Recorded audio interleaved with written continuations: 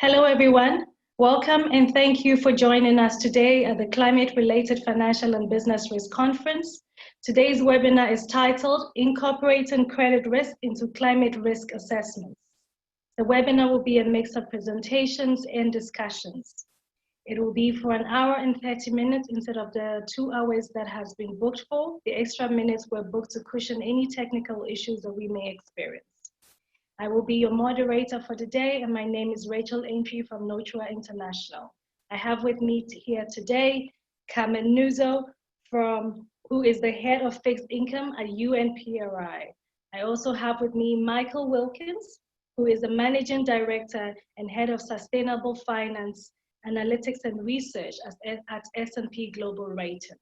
I also have with me David Cullen, who is the program lead at UN Environmental Program Finance Initiative.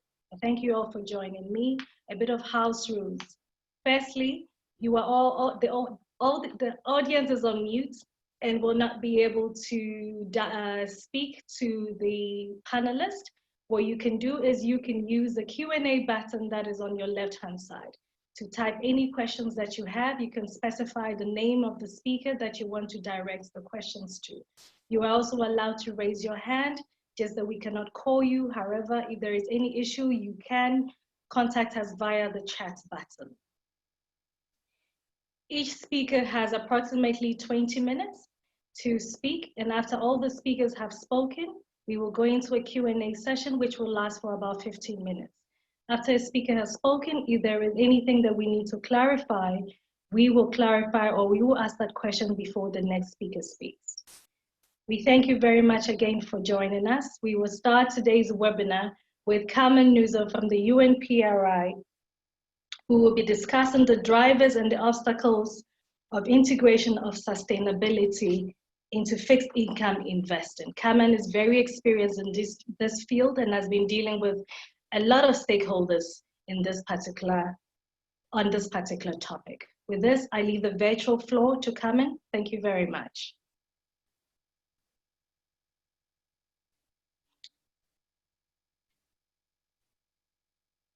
Carmen, we just have to... Sorry, I just unmuted myself. Thank you very much for the very warm introduction and the opportunity. I'm delighted to be with you today.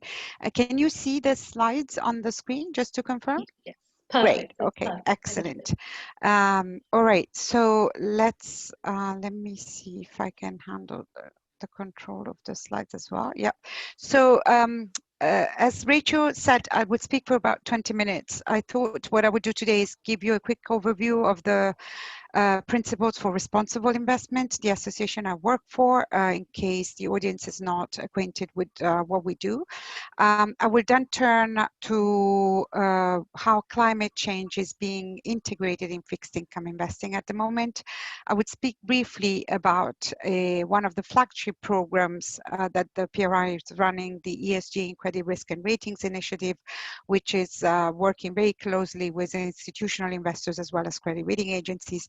And then I would spend the last few minutes of the presentation discussing some of the highlights that emerged during a roundtable that we organized in South Africa in September 2018, precisely on this topic. So for those of you who are not familiar with the PRI, we are the largest world investors association promoting responsible investment, which is a set of strategies and practices to take into account environmental, social, and governance, what are now known with the acronym ESG, factors in investment decisions, in investment in capital allocation, as well as active ownership.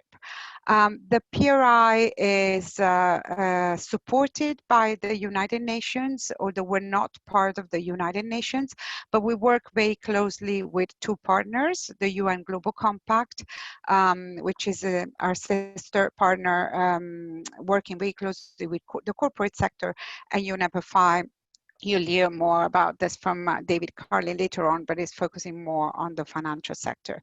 At the moment, we count over 3,000 signatories that collectively manage over 100 trillions of dollars in cumulatively, although not all of them are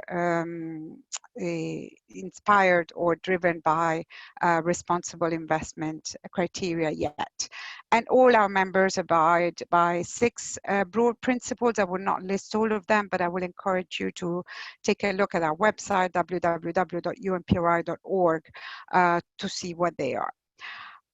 Perhaps more than my words, this chart speaks by itself in illustrating how much traction the responsible investment concept is getting among market participants. When the PRI started in 2006, it counted only on 100 signatories. As I said before, the current number exceeds 3,000.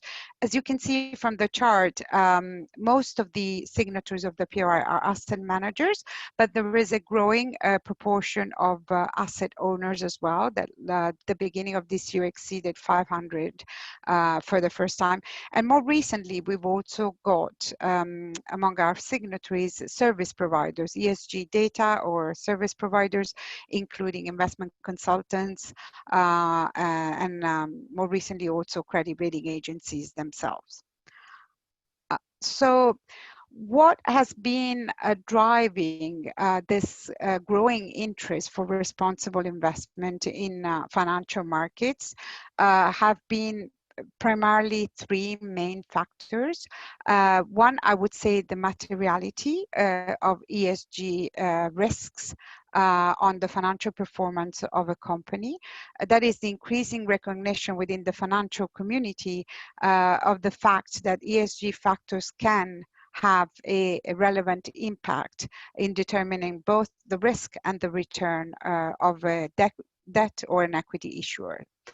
We've also seen growing market demands for this type of consideration being more systematically integrated in the investment activities because of societal changes. We are witnessing a huge transfer of wealth to the new generation, the millennial generation, the Generation X, and several surveys have shown that these new investors are much more sensitive to considerations related to the environment as well as to societal benefits.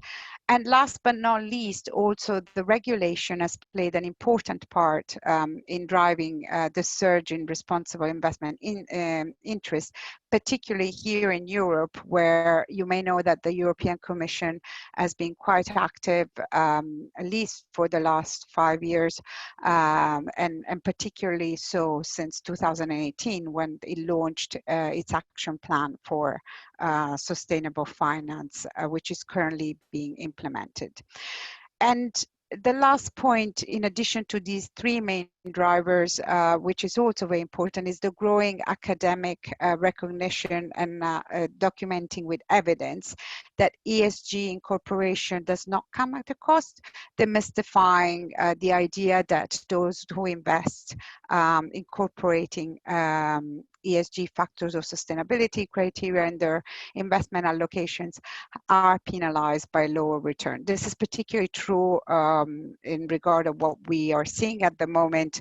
Lots of ESG funds are performing better since the COVID spread started than mainstream funds. But even prior to that, there is a lot of evidence that shows that investing in responsible investment doesn't come at a cost. There is also an important shift in the mega trends that we're observing that are long-term transformative changes that will affect and influence the economy and society and the environment on a global scale going forward. In particular, the technological advances should not be underestimated for their repercussions as well as the opportunity that they present both on the environmental front, on the social front, and in terms of better governance as far as tracking data is concerned, and better management at the board level of risks that lie ahead. Here, I won't go into details in all of them because the focus of today's presentation is on climate, but you can see that environmental changes feature among at least the 5 most important megatrends that have been highlighted by as crucial going forward in shaping responsible investment. This slide Hello, everyone. illustrates Welcome how and thank you for joining us today at the ESG Climate-Related consideration is Financial being and Business Risk incorporated across Conference. different Today's asset classes webinar that is are titled signatories Incorporating invest Credit in. Risk into So the Climate interest Risk for Assessment. this type of The webinar will consideration be a mix started of off with presentations and discussions. the equity world, and It it will be gained a for lot an more hour and traction 30 there minutes instead of the 2 way hours before that has fixed been booked income. for. The extra But minutes were it's booked to also cushion now any more technical recently issues that we been may extended experience. to I will be your asset moderator for classes such as today, and my hedge name is funds Rachel or Impey even from Mutua commodities, International. I have where with me that have today traditionally been Carmen considered as Nuzo, unconventional, and who is the most head people of thought fixed that income at ESG UNPRI. factors would not I also apply have to with this me Michael Wilkins, asset who is classes, the but managing director and head the of momentum that sustainable it's gaining is finance, really analytics and quite research incredible, at and S&P Global Ratings. I also have with me David the Cullen, type of who is the services that we now program have lead to at UN, supply to our UN signatories is becoming Environmental a lot Program more Finance sophisticated and also Initiative. tiered Thank by you all type for of joining me. signatories A bit depending of on their house level of rules. advancement. Firstly, you are all In the fixed income world, the audience is on the mute concept of and will not ESG be able integration is to relatively new. speak to When I say the relatively new, panelists. What it's you really can do taken is you off, can use the I would say, Q&A from button that is on your 2015, which left-hand side has been a to very type any important year questions that you have. in You can specify the name of the speaker that you want since to the direct Paris your questions Agreement to. You are signing, in also allowed raising to raise your awareness hand, just that about we the cannot call importance of you. However, if integrating there is these any issue, you criteria in can investment contact us consideration, but via the also chat about button. the fact that policymakers are becoming Each much more speaker has focused on these approximately topics, 20 partly minutes because their to electoral base speak, and after all the is speakers have demanding more spoken, focus on we will go into a environmental Q&A issues. session And which will last some of for the about 15 barriers minutes. that have After a speaker has prevented spoken, if there is anything consideration that of we need to ESG factors in clarify, fixed income have been we the will fact that clarify, or fixed we income will as ask an that asset question class before is the much more next speaker complex speaks. than the equity We one. thank you very much have again for perhaps joining fewer us. We will issuers, and start many of today's them are webinar sovereigns with that have Carmen a Nuzo variety from of the issues, and they're all UNPRI, different because they who have will be different discussing the maturity, drivers and the different obstacles coupons, of they come with integration different of features. So that sustainability has into definitely fixed been a income deterrent. investing. Carmen is very Also, experienced in bondholders this do field not and has have been dealing a with natural a lot of stakeholders in this inclination particular to engage with companies. topic. They With this, often I leave think the that because virtual they don't floor have to voting Carmen. rights Thank like you their very equity much. colleagues, they should not be talking to companies or sovereigns for that matter, or any debt issuer. And finally, there's been Carmen, we just relatively asked limited research I in just this field unmuted myself. compared to the Thank you equity very world, although much this for is the also changing and we're seeing more very warm evidence. introduction, But there are many and more the drivers opportunity. I'm that are delighted to now be with you today. outnumbering Can the you see the barriers slides on the screen, just to confirm? and that support Perfect. this Okay, need for excellent. integration in fixed income. All First right, of all, so risk management.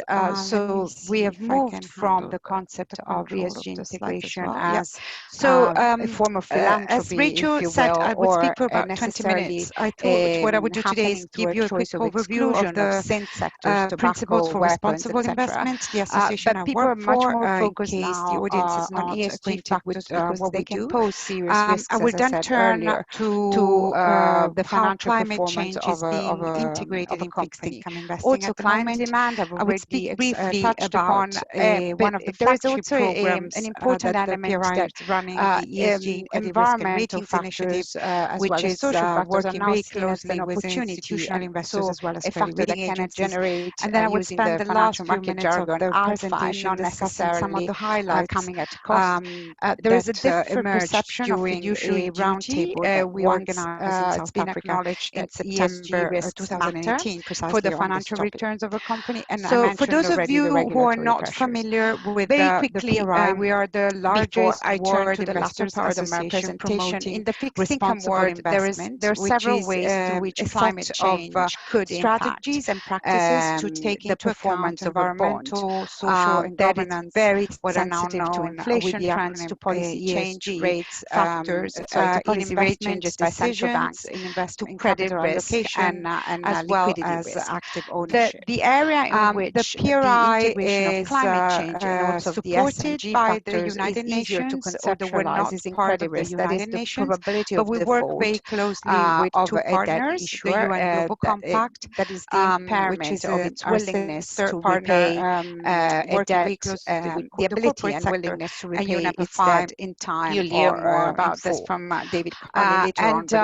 focusing more on the there are other channels through which climate change and ESG in general could affect 3,000, but they're not as explored as credit risk. And this is where the PRI started. Over 100 trillion work on this dollars. When we approach institutional investors, not all of them credit rating agencies, what was obvious is that ESG integration is not or driven by governance has traditionally always been a factor in credit risk. All our members, maybe there is a different way to analyze governance. I will not list all of them, but I would encourage you to take a look at our website, www.yourpri.org, diversity to see what they are of the workforce. Perhaps more than my words, the well-being of employees, things that have been how much perhaps traditionally considered, but they were not ranking that high in terms of analysis. But many of the ESG factors have always been in traditional analysis signatories. They haven't been, as I said before, they were not labeled as such. And so a lot of the work that we have from the chart with investors and credit rating agencies signatories of the PRI are asset managers, but there is a growing proportion of asset owners as well. So you can see here two buckets. You can have climate change for the first time, and more recently credit default of a company because of its country, the location of providers, country it operates in, the service providers, business profile, investment or the financial risk profile. There are factors that can affect cash flow, that can affect the balance sheet, and hence alter the probability. What has been driving this? It's very important when we talk about climate change, in particular, that we remember that there are different types of risks. Have been primarily physical risks that are, for example, floods. One, I would say, the materiality of ESG, global warming, etc. And these financial performance of a company are that is increasing recognition within the financial community in the past, perhaps, of the fact that ESG factors, the frequency of accidents is increasing, their magnitude is determining both and awareness of them is increasing as well. But we also have transition risks that are more linked. We've also seen growing market demand, what it needs to make this type of change and produce in a way that is greener, is less polluting. Investment activities transitions means that many sectors face societal big shifts in asset values and in the cost of doing business. A huge transfer and this is one type of the new generation, the millennial generation, the Generation X have started embracing it more. Several surveys have shown with big consequences. I also would like to point out investors are much more sensitive to considerations related to climate change as well as to societal only investing in benefits. And this is not last but not least, also the regulation has played an important segment that is growing and it's getting a lot of traction. But particularly here in Europe, climate risks, you may know that the European Commission has been quite for any type of bond, really, for any major bond, and we strongly encourage bondholders to engage with companies to make them more aware of the risks that they're facing, and also to assess their preparedness in terms of mitigation, or in terms of awareness going forward. In addition to these three main drivers, which is also very important, is the growing academic recognition. At the PRI, we offer a variety of tools that support investors. I will not list all of them. Many focus on the idea that how to implement the task force for climate financial related disclosure. I know David will speak about this initiative later on, but there are different levels at this particular corporate engagement to help investors with their disclosure and also lots of ESG funds are performing better. It's very important to categorize risks. Not all risks are the same. Even prior to that, there is a lot of evidence that shows that transition investing and risks can also differ because they may be one-off or they may be linked to a trend. or maybe linked to a policy choice.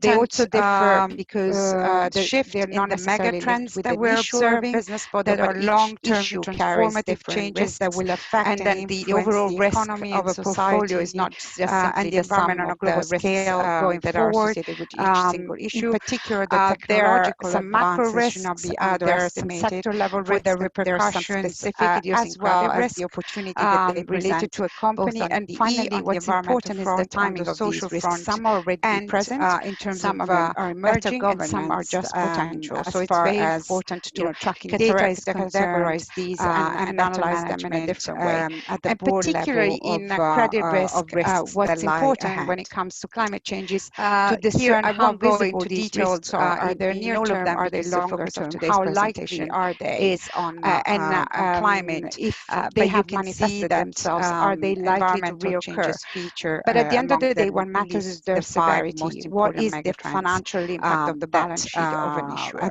And here, what we have discussed at length with the signatories and the credit rating agencies that we've been engaging with is illustrates how to facilitate the understanding of how this is being incorporated, not just by sector, but also in terms of critical importance and urgency. So the interest for this type of consideration started off with, just for illustrative purposes, but the financial impact versus the likelihood of a certain risk that could be but it's also now more recently been extended to asset classes such as running almost out of time, so I'll be very quick. Since 2016, we've been working very closely, as I said, with institutional investors and credit rating agencies to achieve two main goals: make climate change and ESG factors in general more transparent and systematic. The momentum that it's gaining is really, but we've also addressed lots of disconnects and misconceptions that there are in the market. We now work with over 21,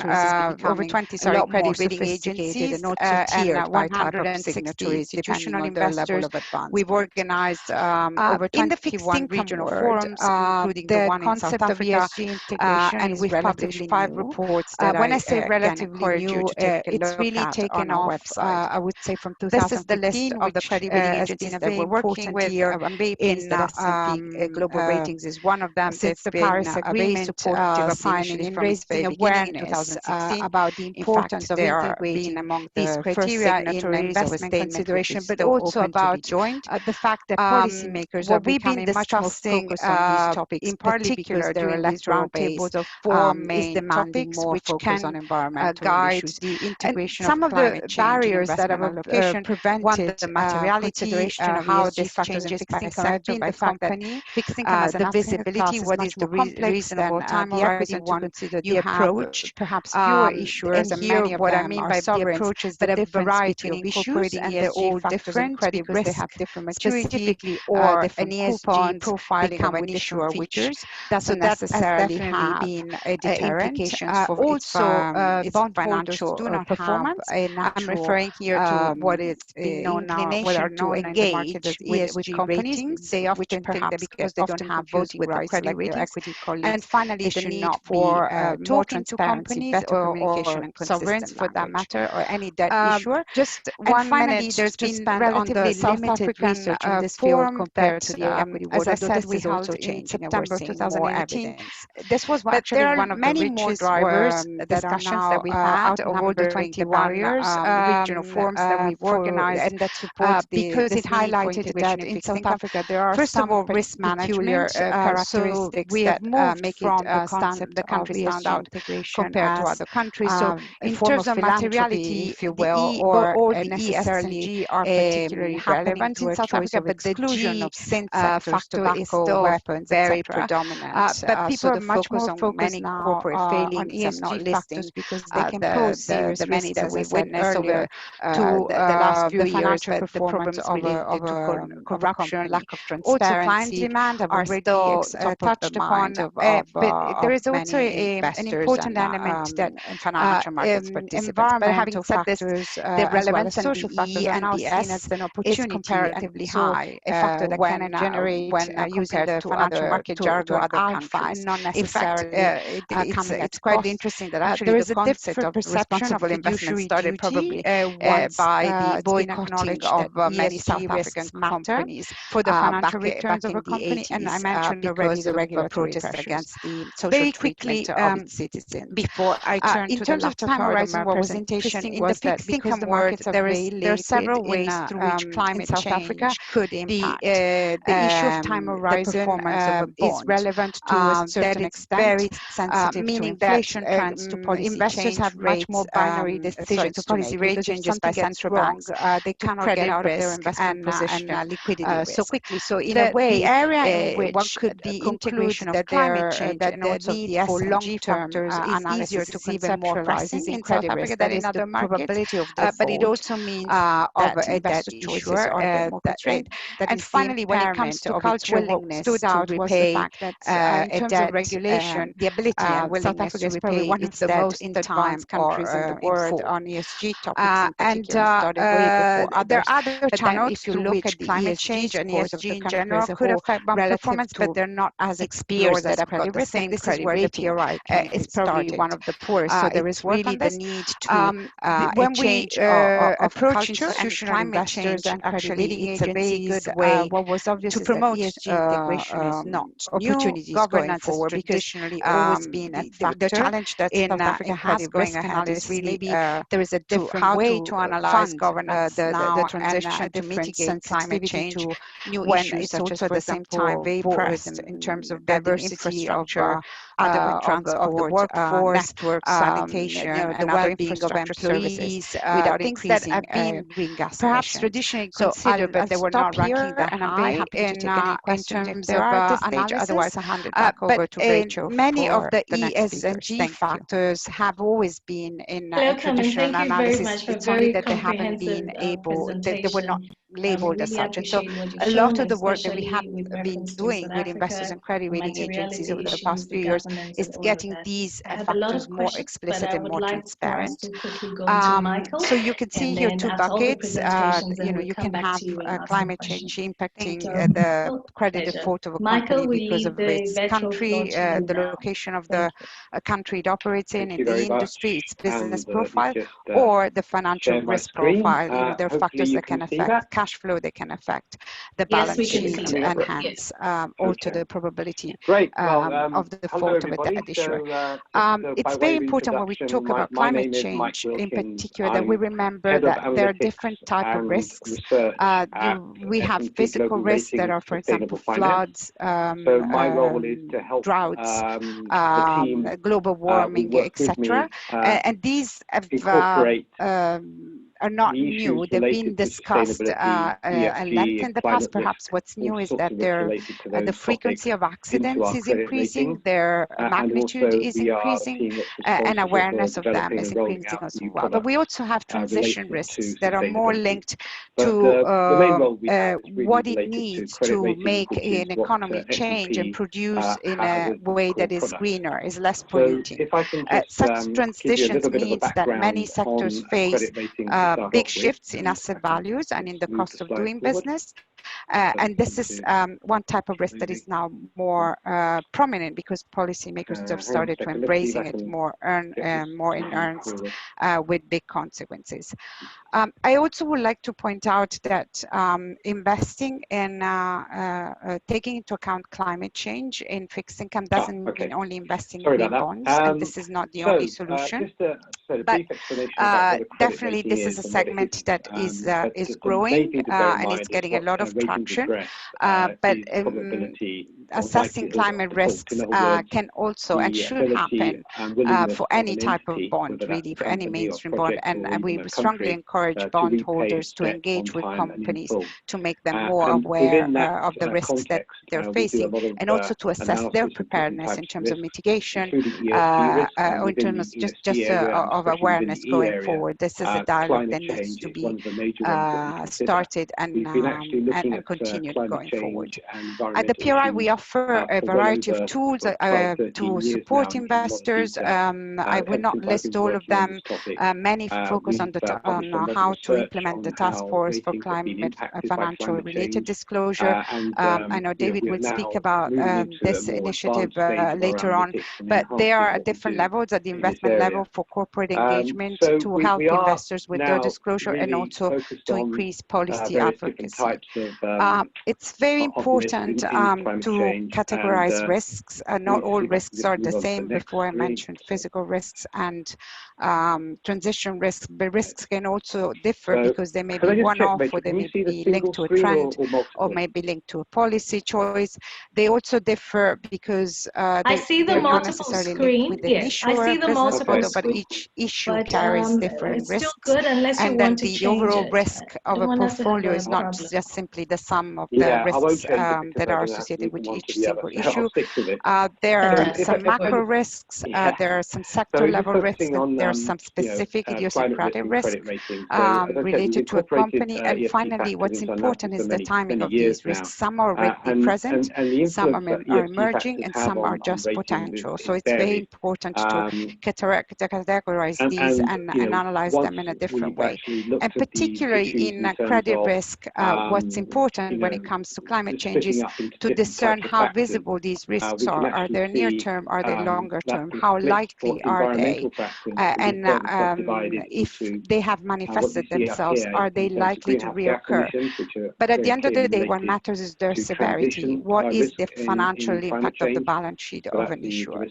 And here, what we have discussed at length with the signatories and the credit rating agencies that we've been engaging with is how to map and to facilitate the understanding of how these factors vary, not just by sector, but also in terms of critical importance and urgency. So you see here on this slide a heat map, which is just for illustrative purposes, but that plots financial impact versus the likelihood of a certain risk that could be climate risk, for example. So since 2000, and I think I'm running almost out of time, so I'll be very quick. Since 2016, we've been working very closely, as I said, with institutional investors and credit rating agencies to achieve two main goals: make climate change and ESG factors in general more transparent and systematic in the integration of credit risk analysis. But we've also addressed lots of disconnects and misconceptions that there are in the market.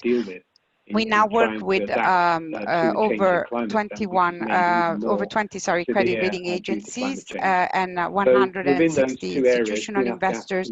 We've organized over 21 regional forums, including the one in South Africa, and we've published 5 reports that I again encourage you to take a look at on our website.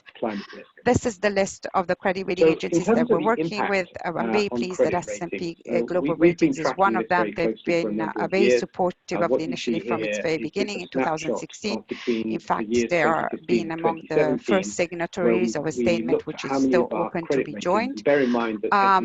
What we've been discussing in particular during these roundtables are 4 main topics which can guide the integration of climate change in investment allocation.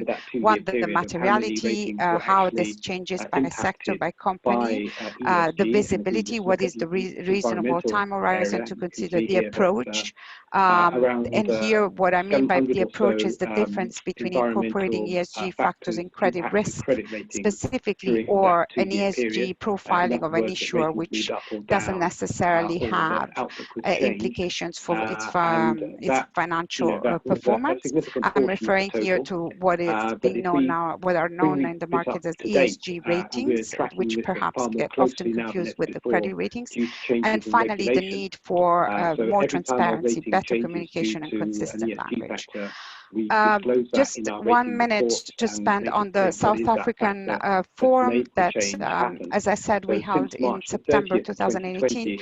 This was actually one of the richest discussions that we've had of all the 21 regional forums that we've organized, because it highlighted that in South Africa there are some peculiar characteristics that make it the country stand out compared to other countries. So in terms of materiality, much more the material all the E, and, S, and G are particularly relevant in South Africa, but the G factor is still very predominant. So the focus on many corporate failings, I'm not listing the many that we witnessed over the last few years, but the problems related to corruption, lack of transparency are still top of the mind of many investors and financial markets participants. But having said this, the relevance in the E and the S is comparatively high when compared to other countries. In fact, it's quite interesting that actually the concept of responsible investment started probably by the boycotting of many South African companies back in the 80s because of protests against the social treatment of its citizens. In terms of time horizon, what was interesting was that because the markets are very liquid in South Africa, the issue of time horizon is relevant to a certain extent, meaning that investors have much more binary decisions to make, because if something gets wrong, they cannot get out of their investment position so quickly. So in a way, one could conclude that the need for long-term analysis is even more pressing in South Africa than in other markets, but it also means that investor choices are a bit more constrained. And finally, when it comes to culture, what stood out was the fact that in terms of regulation, South Africa is probably one of the most advanced countries in the world on ESG topics in particular, and started way before others. But then if you look at the ESG scores of the country as a whole relative to its peers that have got the same credit rating, it's probably one of the poorest. So there is really the need to a change of culture, and climate change, actually, it's a very good way to promote opportunities going forward, because the challenge that South Africa has going ahead is really to how to fund the transition to mitigate climate change when it's also at the same time very pressed in terms of building infrastructure, adequate transport, networks, sanitation, and other infrastructure services without increasing green gas emissions. So I'll stop here, and I'm very happy to take any questions if there are at this stage. Otherwise, I'll hand it back over to Rachel for the next speakers. Thank you. Hello, Carmen. Thank you very much for a very comprehensive presentation. We really appreciate what you've shown, especially with reference to South Africa, the materiality issues, the governance, and all of that. I have a lot of questions, but I would like for us to quickly go to Michael, and then after all the presentations, then we'll come back to you and ask the questions. Thank you. Pleasure. Michael, we leave the virtual floor to you now. We have an ability to adjust very much, and just if there's my screen, hopefully you can see that. Climate risk is included in there. Yes, we can see that. Profit margin, and we can. Great. Well, hello everybody. So that's by way of introduction. My name is Mike Wilkins, and then there are I'm head of analytics and research at coming back to rating and physical climate risk. So my role is to help when people think about climate risk, they often talk about transition risk, which I mentioned earlier, about policy, regulation, technology, and so on. The issues really sustainability, ESG, climate risk, on trying to enhance those topics around into our credit ratings. And also we are responsible for developing and rolling out new products related to sustainability. But the main role we have is related to credit ratings, ones which are very hard and dramatic in the sense that so if I can just give you a little bit of a background on basic credit ratings to start off with, a huge degree of severity, or chronic, which are the ones which are very long-lasting, such as rising the sea level, for example, which happens gradually over many years, that can have a dramatic impact in terms of financial liabilities at the same time. So the TCFD have been focusing on this for since 2017 when they announced their recommendations for sorry about that. Related to climate risk. Just since then they've published a credit rating is and what it is companies and entities. The main thing to bear in mind is improving the level of disclosure related to how their companies are exposed, likelihood of default. In other words, there's still some way to go, but we are seeing a much willingness of an entity, whether that's a company or project or even a country, around how to repay debt on time and in full, how they're preparing for the future. Within that context, we do a lot of analysis of different types of risks, including ESG risk, and within the increasingly estimated magnitude by jurisdictions. At the moment, climate change is one of the major voluntary, but we've been actually looking at climate change mandatory environmental issues. That's already happening for well over countries, 12, 13 years now here in the UK, where I'm based. Ever since I've been working on this topic to make, we have published a lot of research on TCFD within the next couple of years by climate change. We are and forward now, we are now moving into a more advanced stage of our analytics and enhancing what we do in this area. When we look at we are now climate risk on rating, very good types of related to climate change and transition risk. Here you see, move on to the next example from an article we published in September of last year, which you can download from our website. Which gives you, can I just check, Rachel, can you see the single screen or multiple? For example, the top one here is of Drax Power. Quite a while ago. I see the multiple screen. Yes, I see the multiple screen. But 11 years ago, it's still good unless you want to change it. I don't want us to have a problem. Because of its exposure to I won't change carbon prices and the European Union. I'll stick to this. And that's investment grade back then. So we're just focusing on climate risk and credit rating. So as I said, we've incorporated ESG factors into our analysis for many years now.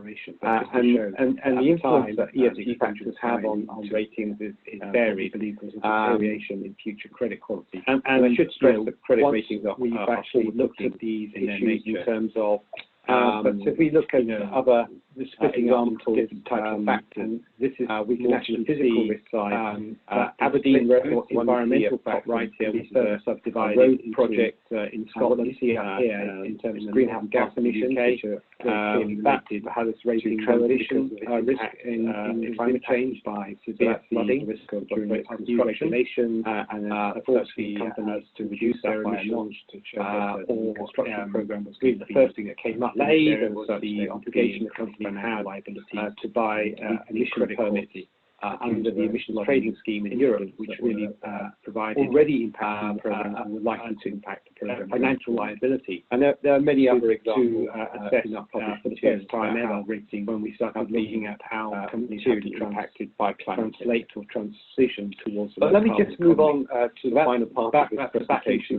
Really, we were in-depth focus on including those types of liabilities. And this is credit analysis. An increasing area of financial analysis for us by the transition to low carbon. But it's not just transition risk, but also financial natural condition factors or physical climate risk will only get worse now, becoming far more important because of the amount of global warming that financial liability as you see here deal with in trying to adapt to changing climate level, which is made global warming trajectory due to climate change, lower than 2 degrees. So within those two areas, greenhouse gas emission factors, natural condition factors, closer to 1.5 degrees. Those two key issues that we look at below 2 degrees. I won't focus and then you have where we are now, roughly on the current trajectory, around 3 degrees, climate use. Add up all the pledges. So in terms of the impact on credit ratings, we've been tracking this very closely for a number of years. What you see here 5 degrees of snapshot between the years 2015 to 2017. So if you look at that, you can see how many of our credit ratings. Bear in mind that S&P Global Ratings has well over 15,000 entities rated hazards. Globally, it does increase exponentially, and many thousand rating changes that happen every year. So here we see a snapshot over that 2-year period of how many ratings were actually impacted by ESG in terms of the probability for environmental area. You see here that around 700 or so environmental factors impact on credit rating during that 2-year period. Enough so ratings go up or down. So this type of analysis really does focus the mind that was a significant portion of the total in terms of but if we bring this up to date, if you look at the fiscal impact closely now than ever before, point of view of changing regulation, so every time a real-time changes due to more and more ESG spend money on making disclose that in our rating reports, and you can see how is that factor, the amount of total change happen. So since March 30th, 2020, it's about until May 1980 period, although it's sort of nearly 600 a year rating upwards, which were driven by ESG and physical causes a lot of events, but also connected to COVID-19, which contributes to social value at 30. So we're now seeing that ESG is having, and in terms of degree or magnitude of spend, you can see on the chart, meaningful impact on credit quality and 2 degree, 3 degree, 5 degree. Scenario. Coming back to climate risk, factories and plants.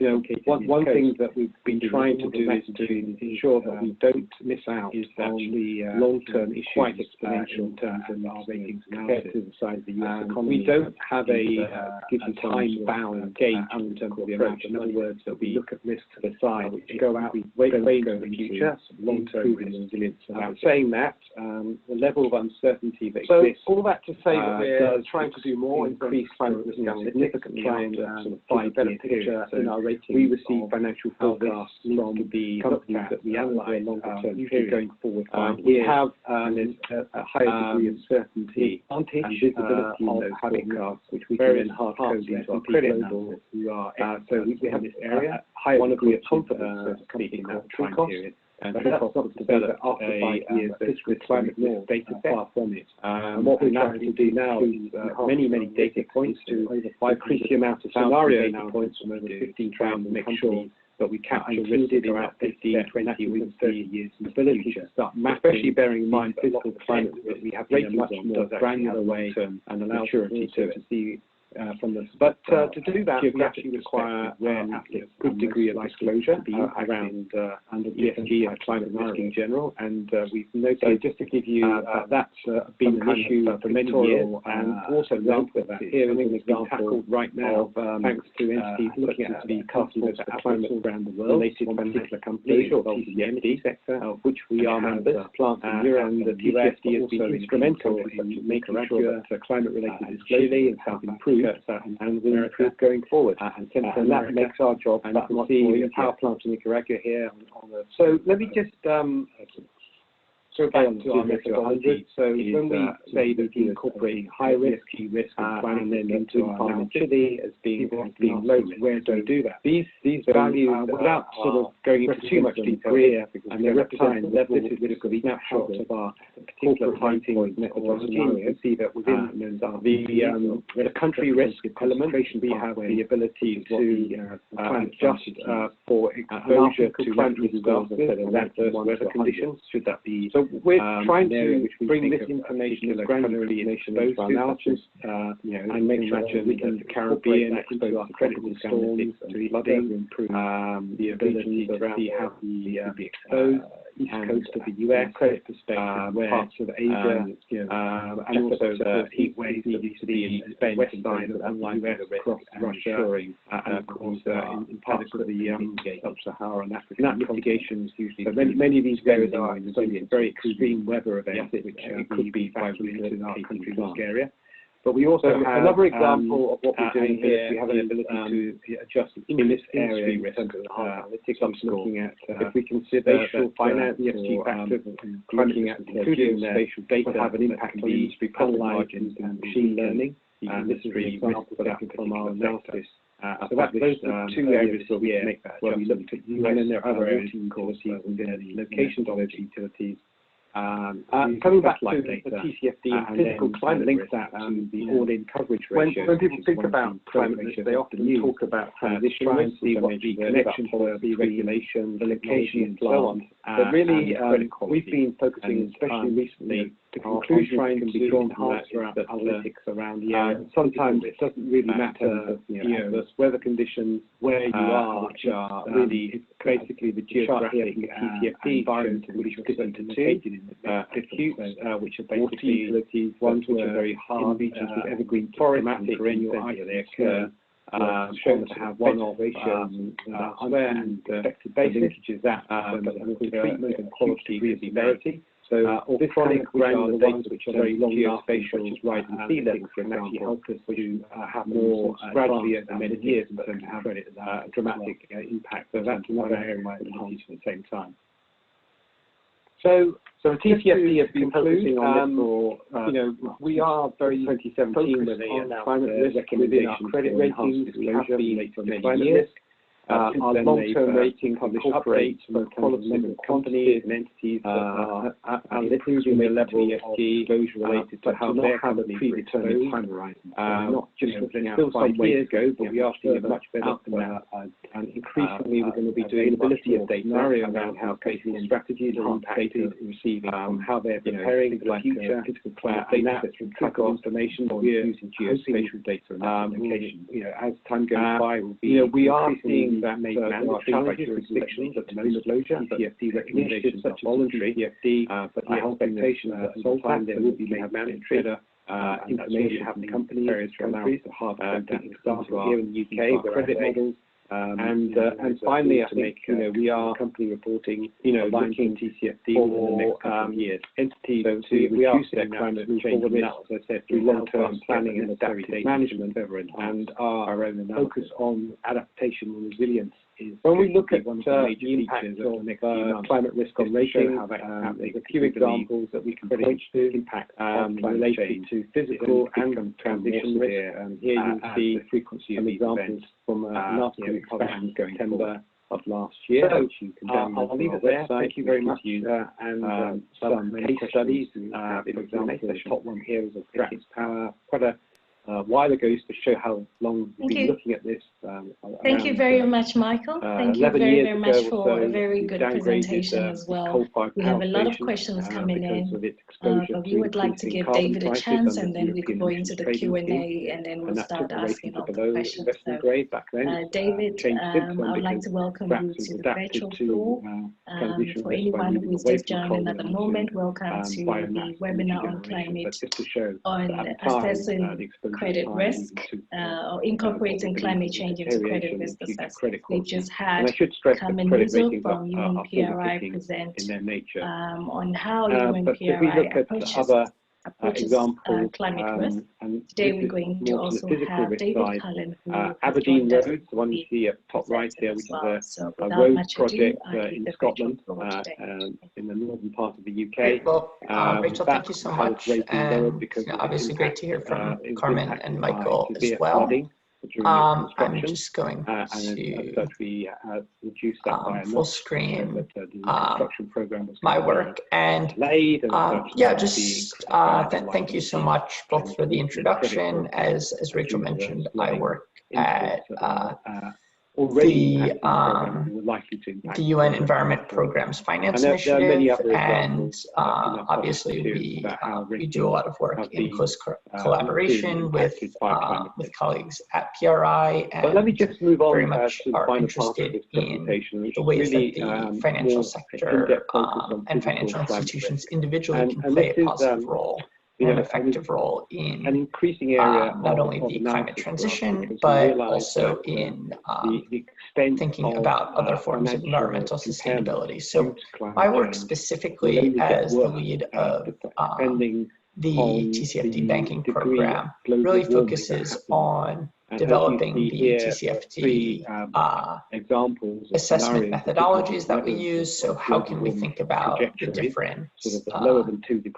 climate risks that different scenarios present? How do those differ by sectors and geographies? And so I'll talk a bit about that.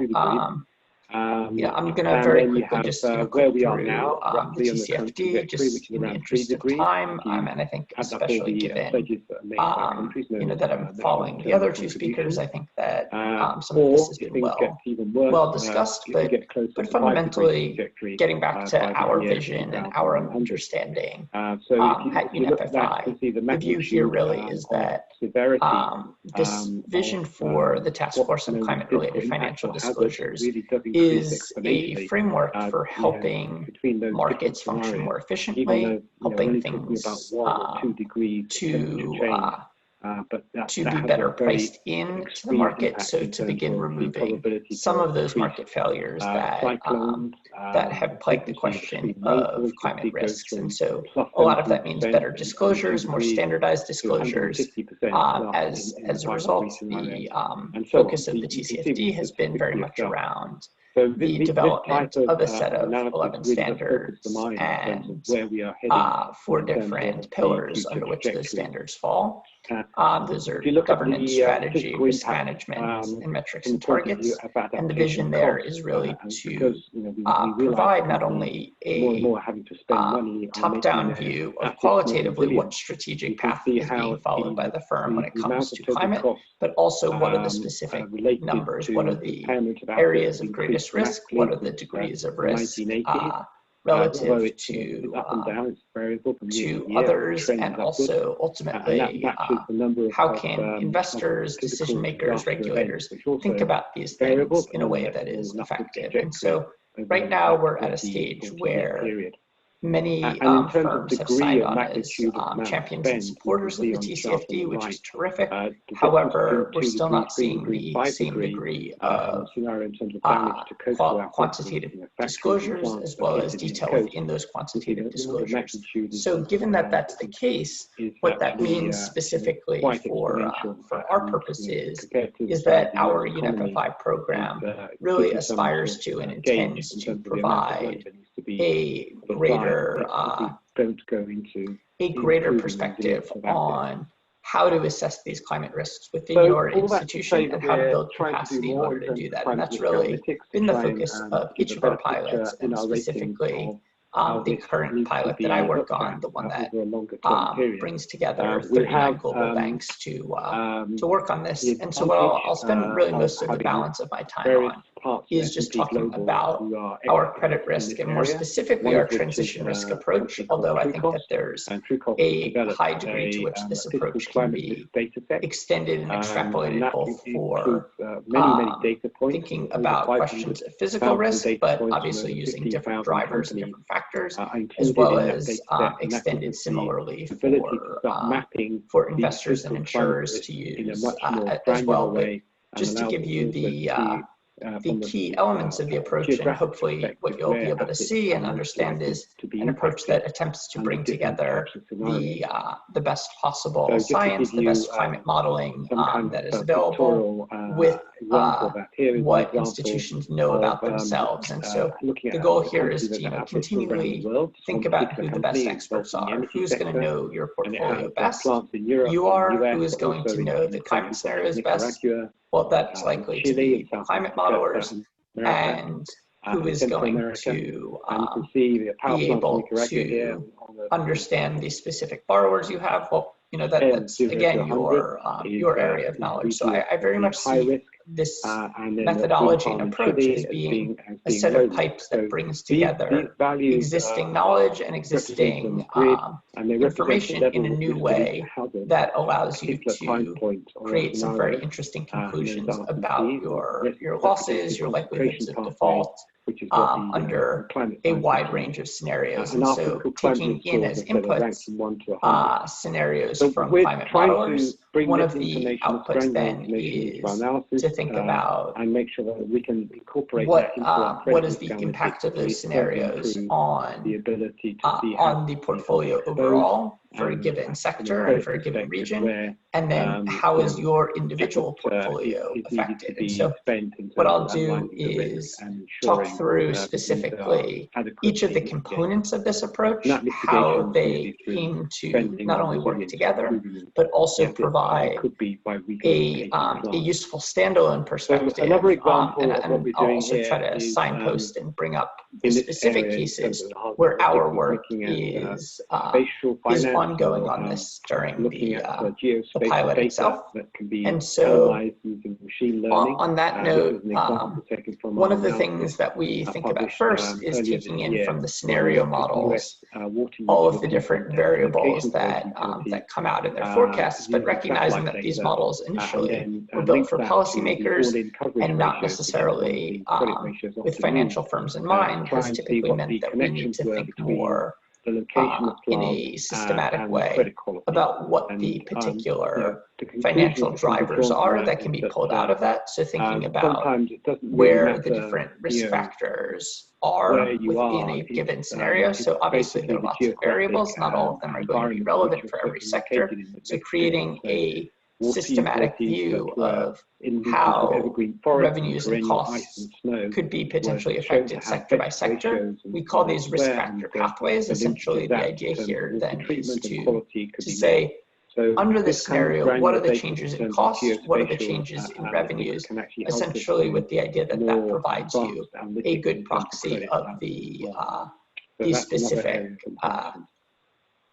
specific behavior of that scenario on a sector and a geography as a whole. Then what we want to think about is recognizing that not all sectors obviously are homogeneous. What are the specific different areas of behavior? What are the specific places that are more or less susceptible to climate risk? So we look at that by creating essentially a heat map of the sensitivity to different risk factor pathways. And then subsequently, we have a examination of a set of sample borrowers from each of these segments to ensure that any idiosyncrasies that may be identified can at least be brought to the fore. And so the goal here is to kind of marry a top-down approach of using the scenarios with a bottom-up approach of doing credit assessments of each of your borrowers. Obviously, each one of those is not fully desirable on its own. The scenario approach is not desirable because it's going to lack a lot of the nuances and lack the ability to create decision-useful outputs. The borrower-level calibration, so counterparty level, is going to be far too onerous to do if you exclusively look scenario by scenario, borrower by borrower. And so a level of extrapolation is used to marry these top-down and bottom-up approaches in a way to create a consistent and coherent framework. So thank you. What I'll do thank you very much, Michael. Thank you very much for a very good presentation. Is just talk a little bit more about each of these pathways, how we've thought about them, why we've thought about them as such. Chance, and then we'll go into the Q&A, obviously and very then we'll glad start asking to take questions. I'll conclude with David, a little bit of I would like to where our program is going and what the next steps are. But to speak first about those risk factor pathways, to us, this is really the translation exercise. So you have integrated assessment models, incorporating climate change into credit risk assessments. We've just had really leading climate modelers that are building these complex and intricate models that take in a lot of critical assumptions. And then the question is, what are those assumptions saying about the financial health of the sector? And that's not always easy to do because at the same time, there are many variables, not all of them will formally obviously connect from Lynn, Carmen, and Michael as well. And so the way to think more systematically about that, the way to think more full screen in a structured way is to say, okay, well, if we think about the sector, thank you so much just a single the introduction, as Rachel mentioned, I would say, what are the additional costs that are borne by this sector under this scenario? the UN Environment Programs Finance Initiative, our direct costs of emissions. Obviously, given that many of these models do a lot of work, use carbon price as collaboration with their method, with colleagues at PRI, affecting the transition. Very much what are the indirect costs? So the ways that what are changes financial energy and supply chain and financial institutions individually can play a positive role. Also, an effective this role scenario in what are the not only the climate transition, but also in these are additional thinking about other forms of environmental sustainability. So, or bring I work specifically as the lead of up to competitiveness within the low banking program. So that could be really focuses on a developing plant. It could be it could be efficiency assessment methodologies that we use. So how certification about for different building. So a lot of different climate risks that incremental scenarios present. How do those differ by normal capital expenditure geographies? And then finally, I'll talk a bit about that. How does I'm going to very quickly just bans or restrictions, the TCFD, as well as changing consumer and changing market preferences. And I think especially how do those things shift revenue? So that I'm following. Are we going to have to offer higher prices because of some of these costs? Well discussed, but drive down. But fundamentally, is getting back to our vision and our way from the technology that is used in this sector, the view here really, or is it moving toward it in the sense of this vision for the Task Force on Climate-Related Financial Disclosures? A way that when we think about revenue, we're thinking framework for helping what the scenarios function more efficiently. And so helping things to kind of show visually how this works. We start with that source data better priced in. We look at market, so to a variety of variables that come out of those market failures, and we think about which ones are that have played the question most related to risk costs and most related a lot of that revenue, better disclosures, more standardized disclosures. Then what we can do is over time build a series focus of the TCFD has been very much around the development of the set of they're not 11 standards, true variable, true for different financial statements. They are representing the degree of financial governance strategy. That scenario is believed to exert on that given sector. And the vision there is really that's really the pathway that we provide. Not only we follow here top-down view qualitatively with those strategic pathways being followed by the firm when it comes to climate, but also what about specific numbers? What are the areas of greatest risk? As I said, it's not enough for us to say, okay, well, this is how the sector is likely to behave. That's not always useful because if you're talking, say, about the automotive sector, how can what matters quite a great deal, decision makers, regulators, vehicles, think about these things in a way that is effective. Similarly, with the power sector, right now we're at a stage coal plants versus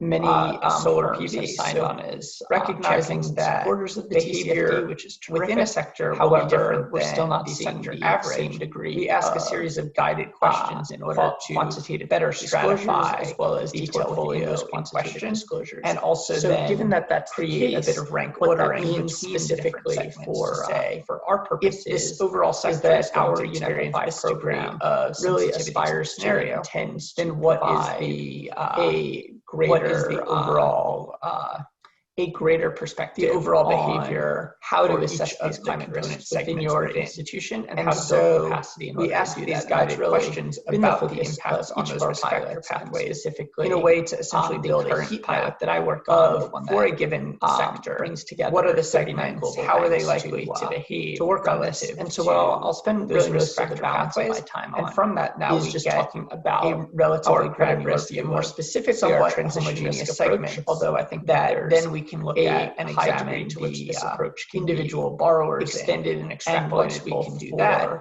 Then we can think about how do we extrapolate questions of the whole physical risk, but so obviously using the next step drivers and factors to look at a series of selected borrowers similar segments and to for investors really instead of trying to create as well a fully just new to give you methodology or fully new weighting and rating elements of the approach. Recognize that the people you'll probably able to see and understand borrowers are an approach that attempts to bring together as a result the questions you've gathered science underwriting climate modeling are going to be really useful. Because the goal here is not to try to know about adjust everything, but to really stick closely to what scenario says. Think about how who's going to know your portfolio the best. Scenario data you are can be used going to know the climate scenarios best. Well, that's likely to be the climate model can be used and implied who is going to the actual model itself. To so understand the specific borrowers you have. What we do here is again, you think about an internal or an external rating. I very much see either.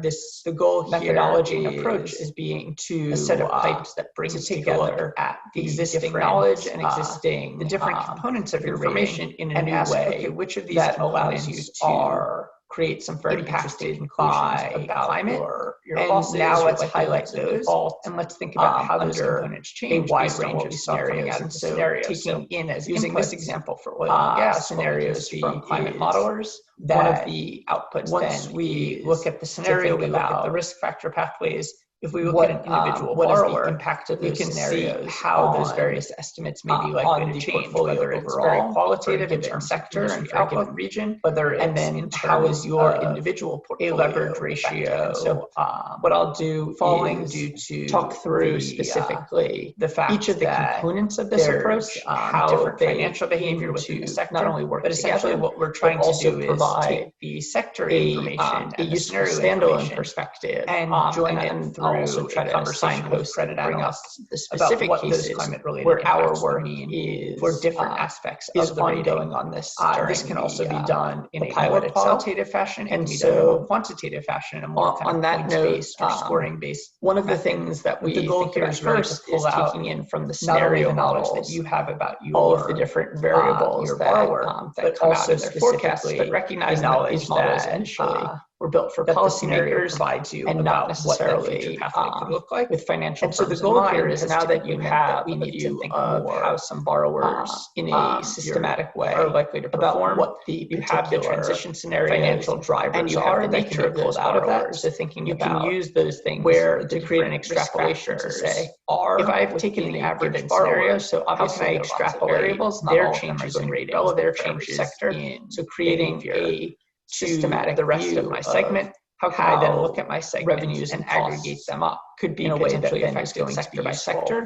We call these risk factor pathways. Essentially, the idea here in just the last couple of minutes, just to say, explain under this scenario, what are the changes in costs? What are the changes in revenues? The view is essentially with the essentially by looking at these borrower calibration of the what we're really doing fundamentally. The specific behavior, creating a new PD rating scenario for a segment, sector, and a geography portfolio. And the way that is done, we want to think about is recognizing that for each borrower, obviously, what is the PD rating? What are the specific? Okay, what is the degree of sector pressure? What is resulting in a potential downgrade or more or less susceptible? What is the sensitivity of the segment? So we look at that. Is this a segment that's going to outperform essentially or underperform the sector average? And can we add this climate adjustment different risk factor to the existing rating? And then what does this do in practical terms? Well, it means that if you have a company that is AA, examination of, and now it's a set of sample borrowers new assessment from each of these segments. Now under this scenario, it's a range ensure that what you would be seeing is that difference that may be identified being the result be brought to that climate. So the goal here is to ultimately this exercise approach is one of with a bottom-up approach of doing on the behavior of the scenario borrowers, and based on the specific data points. Each one of those is not fully desirable on its own. Your own borrower scenario approach is not desirable. What we like about this is it's a way to take a well-nuanced, known and well-used credit risk methodology to create and add in a specific term borrower level calibration, down, counterparty level, the probabilities of defaults and thus the associated losses exclusively based on how the scenario by scenario that borrower is likely to perform. A level of extrapolation is used just to conclude. I want to give enough time down, obviously, for questions. Approaches, not in a way to create other presenters. I'll talk a little bit about what I'll do program. As I mentioned, we're fortunate to have 40 minutes banks. Just talk a little bit more about on not only enhancing how we thought about them, why we thought about assessments that are done, and deepening their understanding of take different specific sector risks. A little bit. We're also looking where our program is going, exploring new climate scenarios, but developing first about those risk factor pathways. To assess those, to us, this is really the translation exercise. So you have what does this mean? Integrated assessment models. So a couple of things I'm excited to mention as they're really leading climate modelers that are building these complex blueprint on physical risk that we're working on to kind of take in a lot of a comprehensive view of all of the areas of physical risk.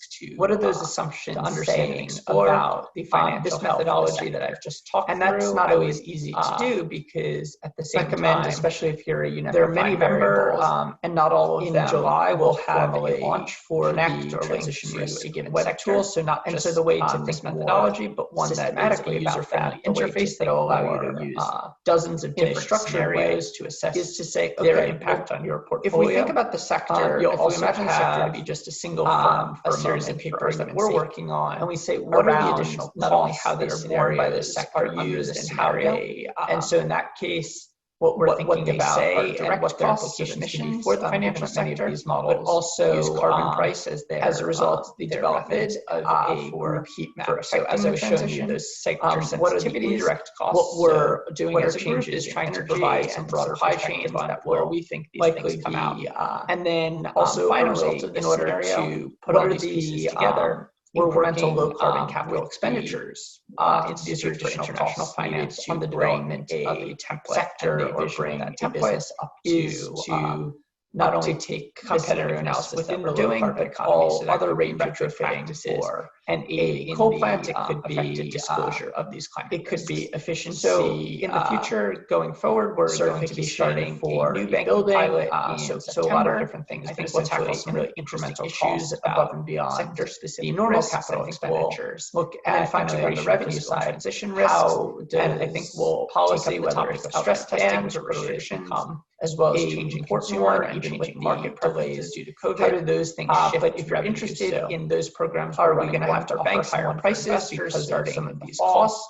Please don't obviously drive out demand. Very much is the market moving in a direction more about the programs and see how technology that is used in this sector. Let me conclude there, and I'll give it back to Rachel for the Q&A. A way that when we think about revenue, we're thinking about what the scenario says about that. Thank you very much, David.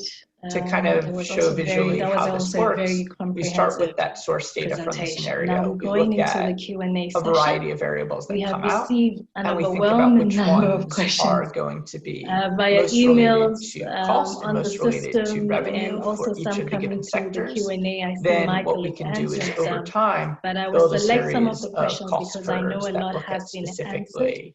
While they're somewhat abstracted, they're not representing for now, I'm going to Carmen true Carmen, financial statements. In your They are last representing the degree of financial pressure on the last that page, the scenario is believed to exert how on that ESG is applied in South Africa. That's really the pathway that we and some of the challenges, especially in South follow Africa, we here. consider a lot of the what key we do with more than those the risk other factor factors. pathways is this is also a problem I know in other to think African about countries specifically. Europe. Can you please elaborate on that? As I said, it's not enough just to say, ESG okay, well, this is how the sector is from likely to behave. That's not always useful because if you're talking, say, about the automotive sector, well, it matters quite a great deal whether you're talking about electric vehicles or internal combustion vehicles. The predominant Similarly, with the power concern sector, if you're talking in about the coal ESG plants acronym for versus any country, but particularly so in emerging market countries, of which South Africa is one. Will be different than I would say we also have to be very careful in categorizing these factors because many are subject to multiple bucketing. You can actually label them differently and put them in different buckets. At the same time, in fact, I've seen that one of the questions that one of the participants raised in the chat room was about how to take into account the interconnectivity of these factors. So it's very difficult to isolate them. My answer to your question is really, this applies not just to South Africa. If the governance is in place, it means that there is good board oversight of risks. And so in theory, the environmental and social risks would be dealt with by a good management, by a good board. That's why it's so important to tackle that portion first. Having said this, as David has illustrated and Mike has also shown with several examples, there are specific instances that are related strictly to the focus of this webinar was climate change, but also to social factors. So the problem of overseeing risk managing the preparation, starting from the awareness of risks and going all the way to mitigation, and also building strong balance sheets to face unknown events like the COVID-19 that has taken many by surprise. It's really important. But the G is of primary concern, particularly in South Africa, because of the relationship with corruption and lack of transparency. And I'll stop there. I guess so, even for the rest of Africa. Now, one more thing as well, in terms of data, right? A lot of the question I received from the system was with regard to the fact that the data vendors, those who provide data for ESG, and most banks find that they are unable to really rely on the data that they get, and most of the time they have to sort of go directly to the issuer to get some more information and all of that. What is your view on climate? the And kind now of let's data that is highlight those, available, and let's think about how those components change based on what we saw coming out of the scenario. So using this example, I mean, this is a sector that is evolving, right? And many years ago, there were no data at all. Now, for certain metrics, we have too many data, and investors are even confused about which one is the relevant one to use. Also, ESG vendors calculate these ESG scores and ratings using different data series, and so they reach different results. And this poses problems for not just investors, but the issuers themselves, because they can be ranked or assessed differently depending on who is the ESG financial behavior service provider that is being used. I guess, going back to the point I was making, this is a new sector and is evolving. We will see probably more understanding going forward, what's relevant and what's material, and perhaps some form of, not necessarily standardization, but at least a minimum level of disclosure that would be required from all companies, that is distributed and disclosed in a standardized fashion that is easy to find. Of course, there is the problem of the big companies versus the smaller companies, but it's definitely a work in progress, as I would say. And I always think of how long it took for companies to come up with a standardized financial statement. So this is probably part of the evolution, although my hope is that it will go quicker than the 100 years it took to harmonize financial statements, not just across sectors, but across regions as well. If I have taken the average borrowers, how can I extrapolate their changes in ratings, their changes in behavior, a question. Can this methodology be used with different climate scenarios and rating approaches in a way that then is going to be useful for Can the methodology that you showed be used with different climate just the last couple minutes just to explain what's going on.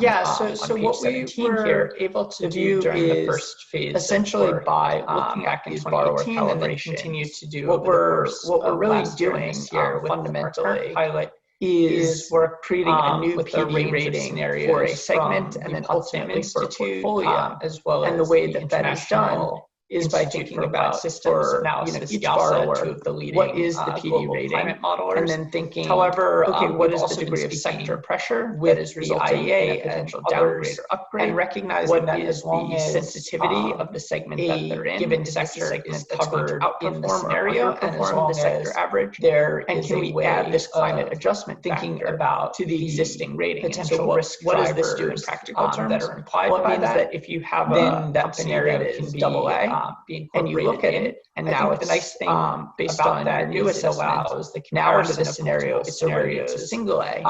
What you would be seeing is that difference, that delta, so using being the result of that climate factor. And so ultimately, this exercise is one different institutions fitting a curve based on the behavior of the scenario by using based on the specific data points that you provide the outputs change, whether you're holding your own borrower analysis or the rating side constant. What we like about this is rating a way to take a well-known and able to use not only credit risk methodology, internal and add in ratings, but also external ratings to adjust. The main goal here is the probabilities of defaults and to just be able to think about what are the different how the sector and segment that borrower scenario says is likely to likely changes. Just to conclude, I want to give enough time to the rating. So whether you're using not only but master scale internally, whether talk a little bit about a points-based fit scale program. As I mentioned, we're fortunate to have almost 40 global banks working with us or whether you're enhancing, using something external, the sector that can still be that are done, leveraged, deepening their understanding, and obviously different specific benefits there. But we're also looking. It enables you to exploring new climate scenarios.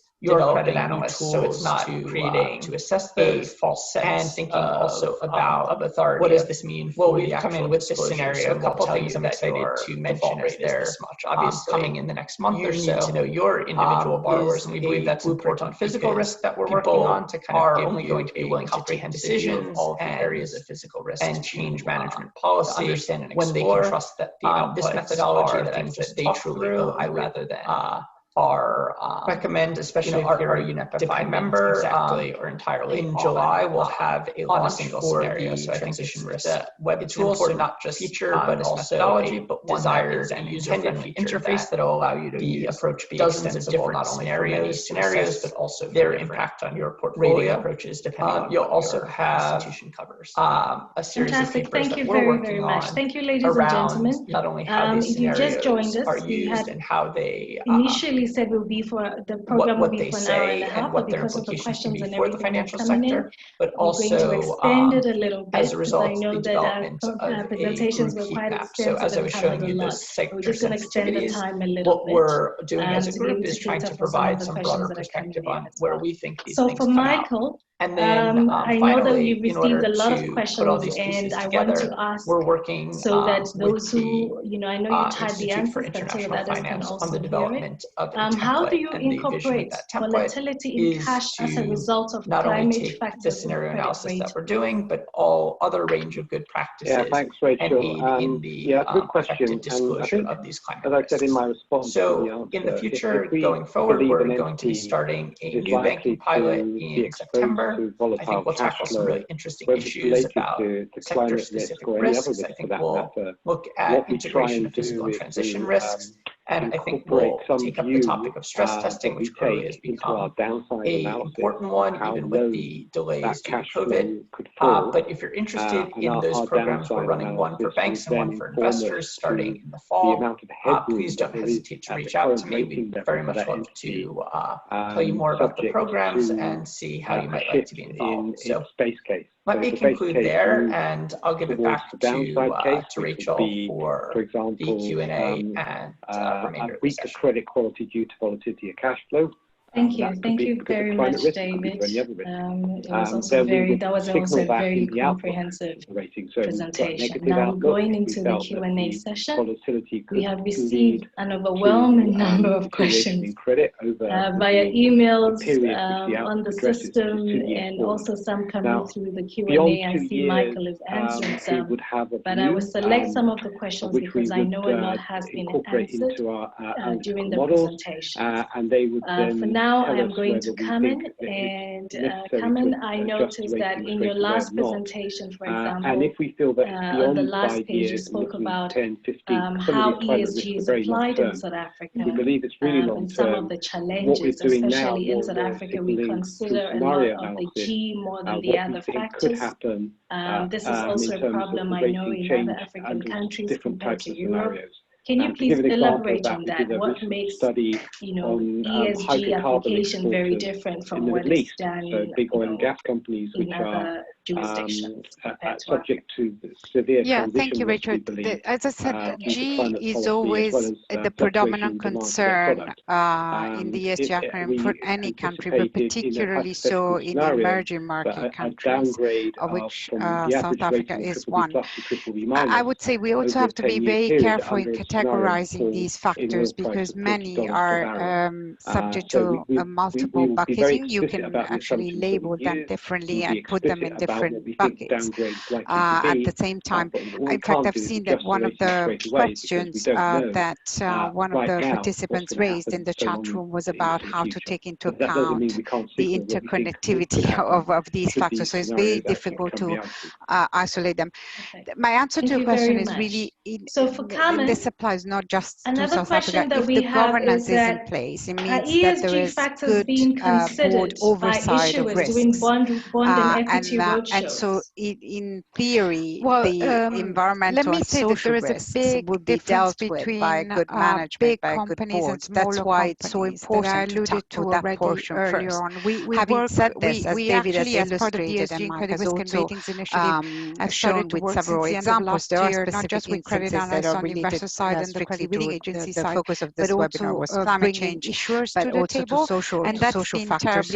So 2 points to make here. The equity disclosure, it's better managing the preparation than it was a few years ago, but it's not good awareness of risks and going all the way to mitigation and also building strong balance sheets they could share with their equity colleagues, but unknown events like the COVID-19 that has taken many by surprise. It's really important. But the G is a big difference compared to the approach, particularly in South Africa, because of the relationship with corruption and lack of transparency. In addition to seeing a lot of large companies that we work with being a lot more proactive in this field, many have adhered already to the TCFD recommendations. They are a member of they report to a variety of reporting frameworks, SASB, the Sustainable Accounting Standard Boards, GRI, for example. With the smaller company, especially the privately owned one, is a lot more problematic because many do not understand yet that investors' appetite for this type of information has increased, and that could alter their cost of capital. But also they may not have enough resources to meet all this increasing demand. So again, it's part of an education that we have to conduct, and that's why many years ago there were no data both on the equity side and on the bond. We have too many data, and investors are even confused about which one is the relevant one to use. Also, ESG vendors calculate these ESG scores or ratings using different data series, and so they reach different results, and this poses problems for not just investors but the issuers themselves, because they can be ranked or assessed differently depending on who is the ESG service provider that is being used. I guess, going back to the point I was making, this is a new sector and is evolving. We will see probably more understanding going forward what's relevant and what's material, and perhaps some form of not necessarily standardization, but at least a minimum level of disclosure that would be required from all companies, that is distributed and disclosed in a standardized fashion that is easy to find. Of course, there is the problem of the big companies versus the smaller companies, but it's definitely a work in progress, as I would say. And I always think of how long it took for companies to come up with a standardized financial statement. So this is probably part of the evolution, although my hope is that it will go quicker than the 100 years it took to harmonize financial statements, not just across sectors, but across regions as well. Climate scenarios. I'll come back to you on that regarding COVID as well.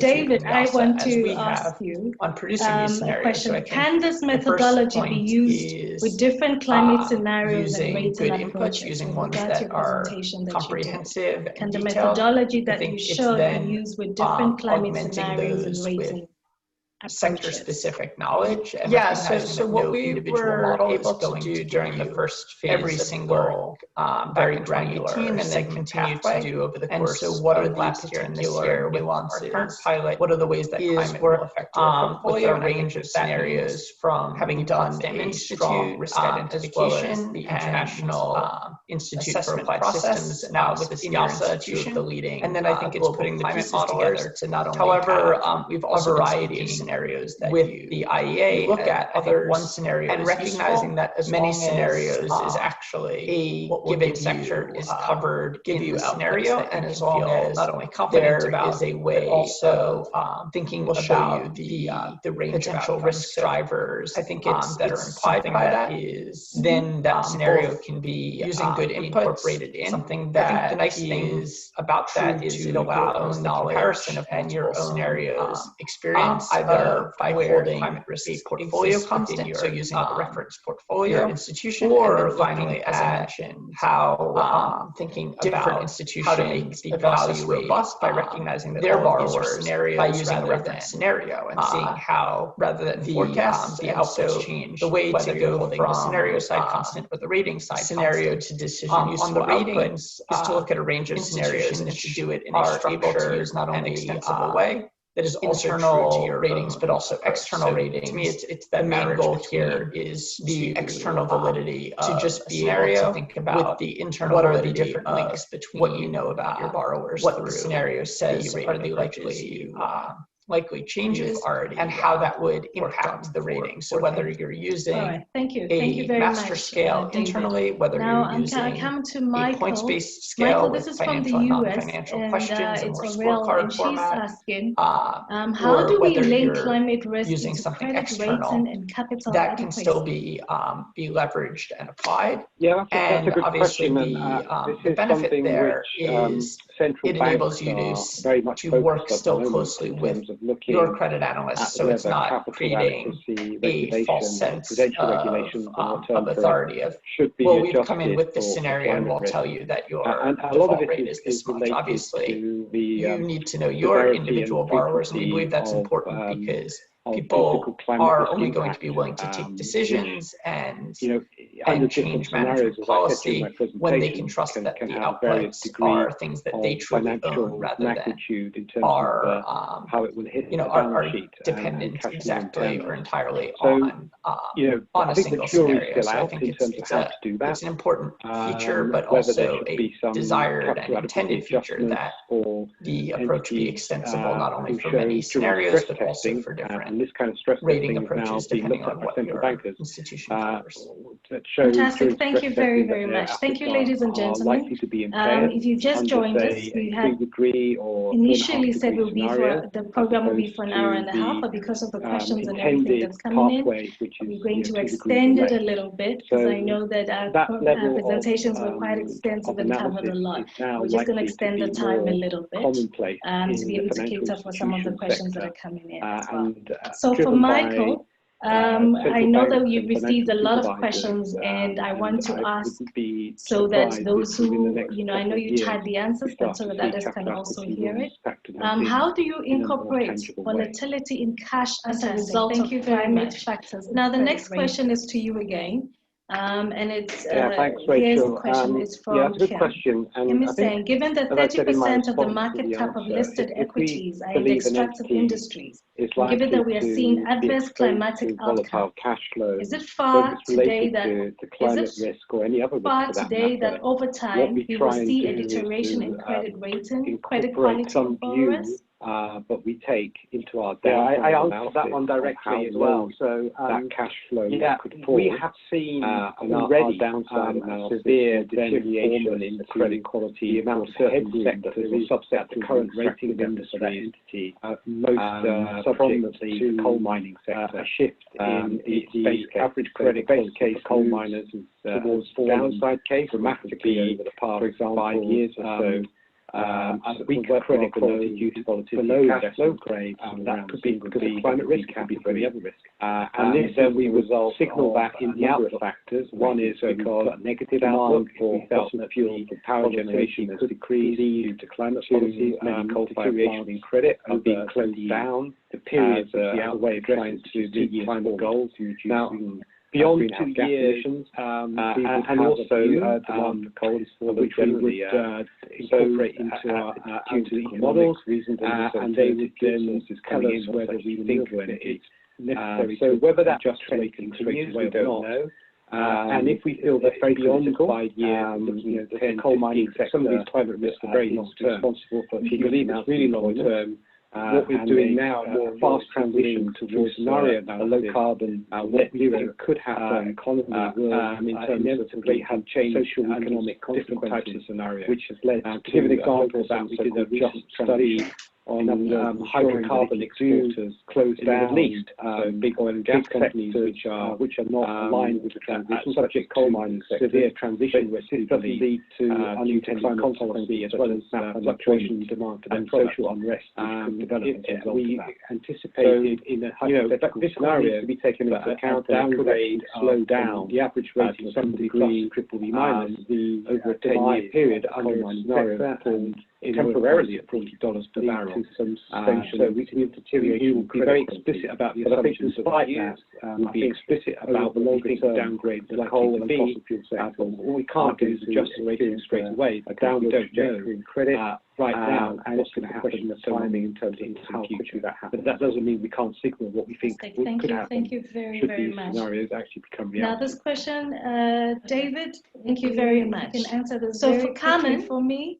Another question that we have is that are ESG factors being considered by issuers doing bond and equity roadshows? Yeah, so it definitely let me say that there is a big difference between big companies and smaller companies that I alluded to already earlier on. We actually, as part of the ESG Credit Risk and Ratings Initiative, have started to work since the end of last year, not just with credit analysts on the investor side and the credit rating agency side, but also bringing issuers to the table, and that's been terribly informative. So 2 points to make here. The equity disclosure, it's better fit for purpose at the moment than it was a few years ago, but it's not good enough for bondholders. They need a slightly different type of information.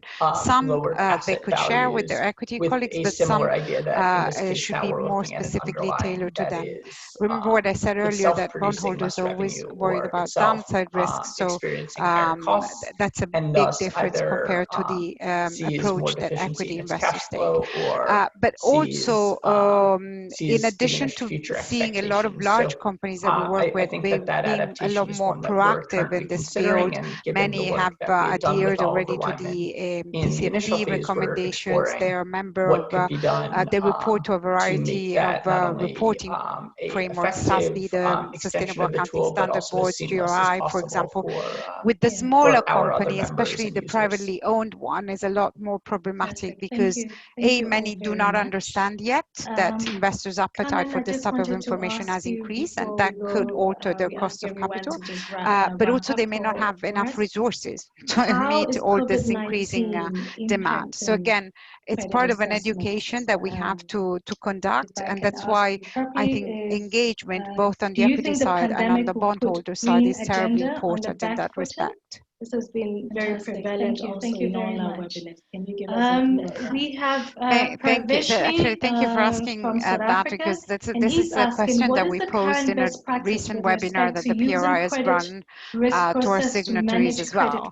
And luckily, the majority was in agreement that the COVID-19 will probably postpone climate targets, but not derail climate commitments completely, when it comes which is encouraging. Of course, inevitably, companies that are fighting for survival at the moment will have to rethink their targets. We talked a lot about having medium and long-term targets and how you adjust trajectories when faced with unexpected events. But overall, I think there is a lot of policymakers' awareness in a way that wasn't there 5 years ago, let alone 10 years ago. The society is much more aware of the environmental benefit of the crisis that we're facing, and so much more demanding, even in terms of political demands. And investors are much more committed. I showed you the numbers earlier. They're much more committed than before in taking this into account. What we have seen is a rise in interest for social issues in a way that, because the social factors of the three categories, E, S, and G, have always been, at least in credit risk, the neglected child, if you will, partly because it's more difficult to measure them compared to environmental risk now or governance, but also they're the least understood. So if anything, the COVID-19 crisis has catapulted social factors now on the investor agenda, and in general boosted the demand for sustainability products and more focus on sustainability, on the sustainability business models going forward. assessment process within your institution. Thank you. I forgot and this then I think it's Michael. putting the pieces together to not only have what a variety more of can scenarios S&P Global Ratings do you to look at. I incorporate think climate one risk scenario into is credit useful. analysis? Many scenarios is thing that actually everyone wants to what will get. give you Yeah, I outputs think that you can a lot of feel it's not to only do confident with, about, but being also more will show you transparent the range of and outcomes. So also I think disclosing more it's something that behind the is analytics which both are driving using our good credit rating inputs, decisions. something And that this is already starting is to happen true to for a your number own of reasons, knowledge partly and because your own we've experience picked of up this is where what climate investors in risks the market exist want, within your also because of your efforts such as institution, and then the finally, as I PRI and their mentioned, initiative, which started thinking back about in 2016 how to make the and has led process to far robust more by recognizing that all communication of these around are the work that we're scenarios doing in rather than incorporating ESG into our rather than credit forecasts. analysis. And so And the also way to because go of regulatory from changes, you know, credit rating scenario agencies to are decision regulated useful by output financial is to look at a range of supervisors, scenarios and to do such it as in a the SEC in structured the US and and extensible ESMA way in that is Europe. also true And to as a your result, own that approach. regulation So is to me, focused more it's and that more marriage on, between you know, making the sure external that there validity is of more a transparency scenario and disclosure with the internal around how validity ESG of impacts what credit you know about your rating. borrowers So through that's led the to us rating being approaches hard coding you've already in our reports worked when on a rating actually them. changes due All to right, an thank EOS you. Thank you very much, factor, as I David. mentioned earlier. Now But what I more come could we to do? Well, I think Michael. I Michael, highlighted this is some of from these the things US, already. and More it's granular Aurel, and she's asking, data. how do we link climate You know, risk using into enhanced credit analytics rating such and as capital geospatial, adequacy? such as mapping of asset that's a good question, and this is something which central banks are very much focused on. Machine learning in terms of looking into whether capital analytical world regulation or prudential regulations in terms of should be adjusted for climate risk. And a lot of it is related to the severity and frequency of really big change, physical climate risk impact. Fantastic. Which, thank you all very much. Under different scenarios, as I said during my presentation, and can have various degree of financial magnitude in terms of how it will hit the balance sheet and cash flow impairment. So, you know, I think the jury's still out in terms of how to do that. Well, thanks again. I think that this is a great set of programs that you've been leading, Rachel, and this kind of stress really great to be on this panel with Carmen and Michael. I would just say the last thing is that likely to be impaired. We really need to take the learnings that we are gaining from this experience with COVID and apply them to climate, to really ask these hard questions of ourselves about what is sustainable and what the path forward looks like. We don't have time to kind of get to a period of economic tranquility before we start to tackle this, and so recognizing that there aren't going to be more of those kind of blue sky days where we can only deal with climate means that we really need to learn better and learn faster, and that means learning from each other as well. Thank you very much. Really now the next question is to you again. To work and continuing and it's, to be part of conversations like this, because I think that given that 30% of the market cap of listed approaches, equities whether it's with the finance sector or and given that with the economy more broadly, that we need to gain from each other and also from the experiences we have now that over time in addressing we will see a deterioration in credit rating, credit quality of borrowers? That's what I'll say. But once again, thank you I answered that other one directly panelists and also to you, Rachel. Yeah, we have seen already a severe deterioration in the credit quality for certain sectors, subsectors in extractive industries. Most just press the time. Come and I'll email you the questions to answer. The average credit quality for coal miners is, thank you for the opportunity. It was great to be here. I echo what David said. I'd like to add that this is a global problem. Climate change is not an emerging market problem or a developed market problem, and there is a big discrepancy between where the assets are at the moment and where the needs are. But it's a problem that can only be tackled collectively and at the global level. And I know that there are lots of political sensitivities and issues, but one country on its own cannot tackle these issues. And actually the line between emerging markets and developed markets is getting blurred, so more and more blurred. So I would say, you know, we have achieved quite a lot in a very short time span over the last 5 years, but we can achieve a lot more and a lot faster, as David said, going forward.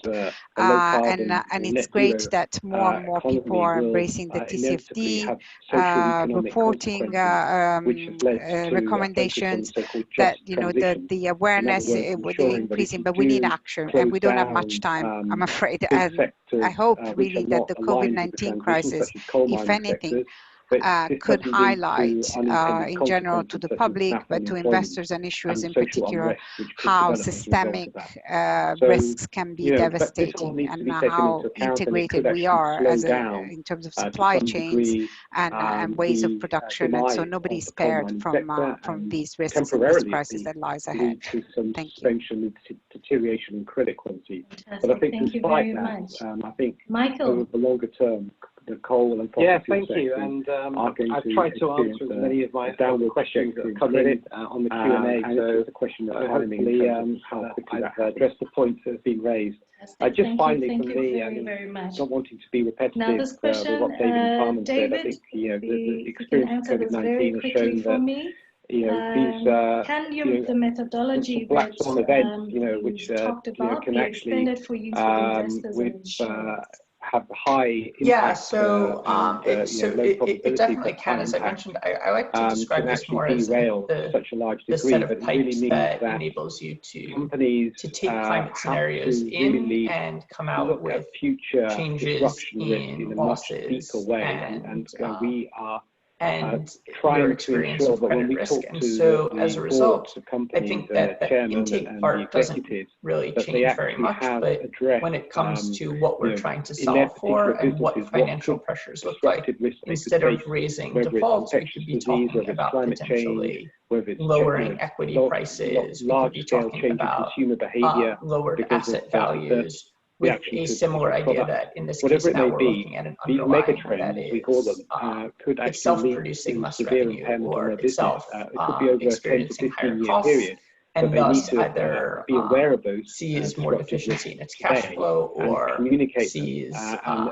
sees diminished future expectations. So I think that adaptation is one that we're currently considering, and given the work that we had done with Oliver Wyman in the initial phase, we're exploring what could be done to make that not only a effective extension of the tool, but also as seamless as possible for our other members and users. To answer questions. I thank everybody joining us today. Very much. I would like to also state that I just wanted to ask you, after this webinar, we have another webinar coming on tomorrow, and after that, David will be moderating the webinar on accounting for climate risk. Please remember to join us on that.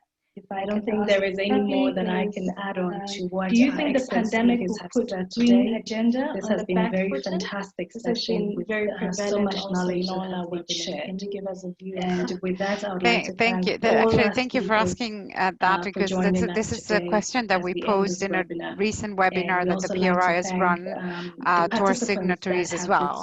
And luckily, the majority was in agreement that the COVID-19 will probably would postpone climate targets, but not derail climate commitments completely, which is encouraging. Of course, you know, inevitably, companies that are fighting for survival at the moment will have to rethink their targets. We talked a lot about having medium and long-term targets and how you adjust trajectories when faced with unexpected events.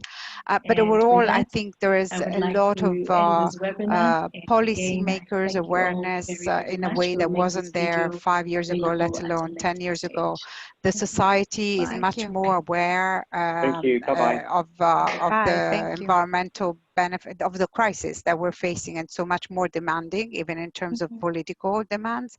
And investors are much more committed. I showed you the numbers earlier. They're much more committed than before in taking this into account. What we have seen is a rise in interest for social issues in a way that, because the social factors of the three categories, E, S, and G, have always been, at least in credit risk, the neglected child, if you will, partly because it's more difficult to measure them compared to environmental risk now or governance, but also they're the least understood.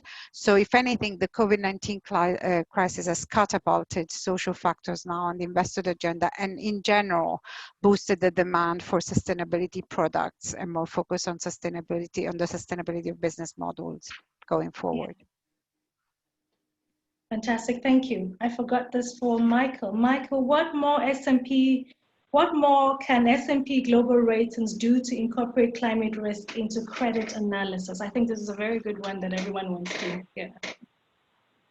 Yeah, I think a lot of this is to do with being more transparent and also disclosing more behind the analytics which are driving our credit rating decisions. And this is already starting to happen for a number of reasons, partly because we've picked up this is what investors in the market want, also because of efforts such as the PRI and their initiative, which started back in 2016 and has led to far more communication around the work that we're doing in incorporating ESG into our credit analysis.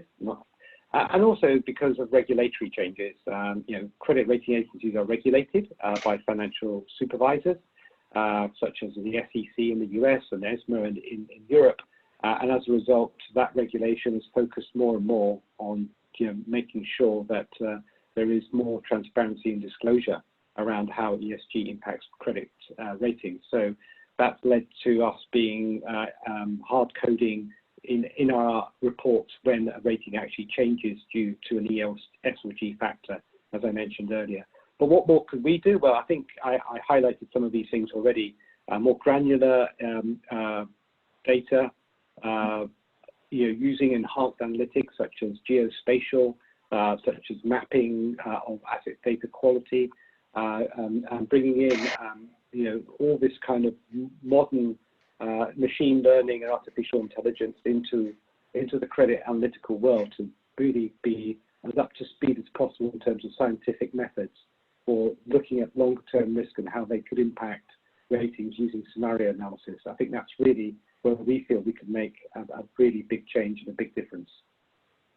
Fantastic, thank you. Thank you all very much. Now we almost coming to an end, and I would like you guys to just give us your last statements in terms of a message that you'd like to leave the audience with regarding what you just presented. So I would start with David. Yeah, well, thanks again. I think that this is a great set of programs that you've been leading, Rachel, and really great to be on this panel with Carmen and Michael. I would just say the last thing is that we really need to take the learnings that we are gaining from this experience with COVID and apply them to climate, to really ask these hard questions of ourselves about what is sustainable and what the path forward looks like. We don't have time to kind of get to a period of economic tranquility before we start to tackle this. And so recognizing that there aren't going to be more of those kind of blue sky days where we can only deal with climate means that we really need to learn better and learn faster. And that means learning from each other as well. So really continuing to work and continuing to be part of conversations like this, because I think that there are integrative approaches, whether it's with the finance sector or with the economy more broadly, that we need to gain from each other and also from the experiences we have now in addressing this urgent climate issue. So that's what I'll say. But once again, thank you to the other panelists and also to you, Rachel. It's a pleasure. Now we come to Carmen. Your last words. We still have questions. I'm still receiving emails with questions. But we just press the time. Carmen, I'll email you the questions to answer. Sure, no problem. Yeah, thank you for the opportunity. It was great to be here. I echo what David said. I'd like to add that This is a global problem. Climate change is not an emerging market problem or a developed market problem, and there is a big discrepancy between where the assets are at the moment and where the needs are. But it's a problem that can only be tackled collectively and at the global level. And I know that there are lots of political sensitivities and issues, but one country on its own cannot tackle these issues. And actually the line between emerging markets and developed markets is getting blurred, more and more blurred. So I would say, you know, we have achieved quite a lot in a very short time span over the last 5 years, but we can achieve a lot more and a lot faster, as David said, going forward. And it's great that more and more people are embracing the TCFD reporting recommendations, that, you know, the awareness with the increasing, but we need action and we don't have much time, I'm afraid. And I hope really that the COVID-19 crisis, if anything, could highlight in general to the public, but to investors and issuers in particular, how systemic risks can be devastating and how integrated we are in terms of supply chains and ways of production. And so nobody's spared from these risks and this crisis that lies ahead. Thank you. Fantastic. Thank you very much. Michael. Yeah, thank you. And I've tried to answer as many of the questions that have come in on the Q&A. So hopefully I've addressed the points that have been raised. Just finally, from me, I mean, not wanting to be repetitive with what David and Carmen said, I think, you know, the experience of COVID-19 has shown that, you know, these, you know, some black swan events, you know, which, you know, can actually have high impact and you know, low probability but high impact, can actually derail to such a large degree. But it really means that companies have to really look at future disruption risk in a much deeper way, and we are trying to ensure that when we talk to the boards of companies and the chairman and the executives, that they actually have addressed you know, in their particular businesses, what could disruptive risks they could face, whether it's infectious disease, whether it's climate change, whether it's, you know, large-scale change in consumer behavior because of adverse reaction to a particular product. Whatever it may be, these megatrends, as we call them, could actually lead to severe impairment on their business. It could be over a 10 to 15-year period, but they need to be aware of those disruptive risks today and communicate them and address them. And it's those better prepared boards and executives which actually will support credit quality and sustainability going forward. Definitely, definitely. Thank you. Thank you very, very much. This has been a very good webinar. We've gone over time, but it's because of the high demand for our speakers to answer questions. I thank everybody for joining us today. I would like to also state that, you know, after this webinar, we have another webinar coming on tomorrow, and a few after that. David will be moderating the webinar on accounting for climate risk. So please remember to join us on that. I don't think there is any more that I can add on to what our expert speakers have said today. This has been a very fantastic session with so much knowledge that has been shared. And with that, I would like to thank all our speakers for joining us today as we end this webinar. And we also like to thank the participants that have been so patient and have, you know, asked a lot of questions. We thank you very, very much. The questions that we were not able to answer, we will try, and if you left your name and your email, we'll try and respond. We'll send it to the panelists, and then we will also send you the answer once you receive a response. I thank you all very much. I thank NOTRA International for this event, the Carbon Price and Leadership Coalition, and the University of Oxford's Environmental Change and Management Institute. And with that, I would like to end this webinar. And again, I thank you all very, very much. We'll make this video available at a later stage. Thank you. Bye. Thank you. Thank you. Bye-bye.